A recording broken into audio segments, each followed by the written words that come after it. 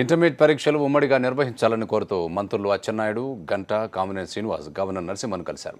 పరీక్షలు విడివిడిగా నిర్వహించడం వల్ల అనేక సమస్యలు తలెత్తుతాయని మంత్రులు గవర్నర్కు విన్నవించారు.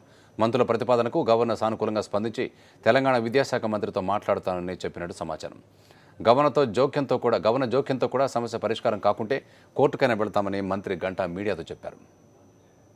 రీఆర్గనైజేషన్ యాక్ట్ ప్రకారం కామన్ అడ్మిషన్స్, కామన్ ఎంట్రన్స్లు కొంతకాలం ఉండాలని చెప్పి మనకి రీఆర్గనైజేషన్ యాక్ట్లో చెప్పిన నేపథ్యంలో ఆంధ్రప్రదేశ్ ప్రభుత్వం మొన్న మార్చి 11, 12 డేట్స్ని షెడ్యూల్ కింద ఫస్ట్ ఇయర్, సెకండ్ ఇయర్కి ప్రపోజ్ చేస్తూ ఆ ఫైల్ని తెలంగాణ గవర్నమెంట్కి పంపడం జరిగింది.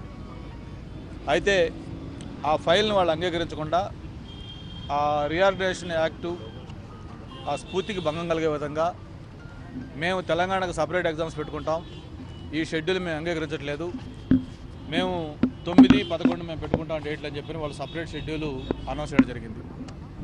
మేము మొట్టమొదటి కూడా చెప్తుంది ఒకటే వెర్షన్, ఏదైతే ఇంటర్మీడియట్ ఎగ్జామ్స్ ఉన్నాయో అవి మనం ఖచ్చితంగా కామన్గా పెట్టుకోవాల్సిన అవసరం ఉంది. ఎందుకంటే ముఖ్యంగా ఈ ఇంటర్మీడియట్ మార్క్స్ని బేస్ చేసుకొని ఎంసెట్లో వెయిటేజ్ ఉంది, అలాగే జేఈఈ మెయిన్స్లో వెయిటేజ్ ఉంది, ఎన్ఐటీలో వెయిటేజ్ ఉంది. ఈ ఇంటర్మీడియట్ మార్క్స్కి వెయిటేజ్ ఉన్నప్పుడు ఒక common syllabus, common paper, common exam కాకపోతే ఆ వెయిటేజ్లో తేడా వచ్చే అవకాశం ఉంటుంది. అంతేకాకుండా ఇప్పుడు ఏదైతే ఇంటర్మీడియట్ చదువుతున్నారో పిల్లలు, వాళ్ళు ఇంటర్మీడియట్లో జాయిన్ అయినప్పుడు already first year common exam రాశారు, ఇప్పుడు సెకండ్ ఇయర్కి వచ్చి ఇంకొక 4 monthsలో ఎగ్జామ్స్ ప్రిపేర్ అవుతా ఉన్నారు.